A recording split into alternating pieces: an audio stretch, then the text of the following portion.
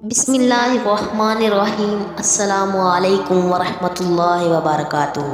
میں آج آپ کو بتانے والی ہوں کہ چھوٹے بچے جو بہت زیادہ روتے ہیں، بہت زیادہ اپنی ماں کو تنگ کرتے ہیں، چھوٹے بچے اور بچی کے رونے کا وظیفہ۔ جو بچہ عصر اور مغرب کے درمیان میں روتا ہے، ان کے لیے خاص وظیفہ۔ شام کا جو شر ہے وہ بزرگوں کے تجربات ہیں۔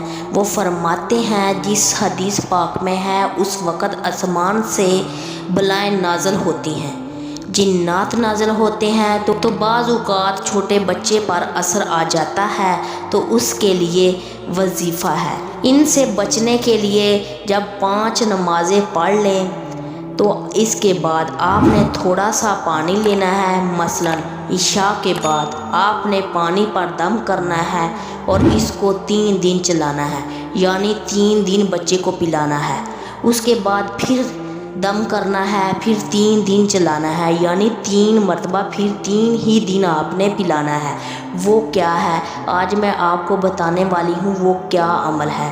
آپ نے 11 مرتبہ درود پاک پڑھنا ہے، پھر اعوذ باللہ پڑھنی ہے، پھر بسم اللہ پڑھنی ہے، پھر سورۃ فاتحہ پڑھنی ہے، پھر سورۃ قل یا ایھا الکافرون پڑھنی ہے، پھر سورۃ قل ھو اللہ احد پڑھنی ہے، پھر قل اعوذ برب الفلق پڑھنی ہے، پھر سورۃ قل اعوذ برب الناس پڑھنی ہے۔ یہ 4 کل ہیں، آپ نے یہ 4 کل پڑھنے ہیں۔ اس کے بعد پھر آپ نے 11 مرتبہ درود شریف پڑھنا ہے، پھر آپ نے پانی پر دم کرنا ہے، اس بچے کو پلا دینا ہے۔ انشاءاللہ اس قرآن پاک کی تلاوت کی برکت سے، درود پاک کی برکت سے، قرآن پاک کی برکت سے اس شر سے محفوظ ہو جائیں گے انشاءاللہ تعالی۔ جزاک اللہ خیرہ۔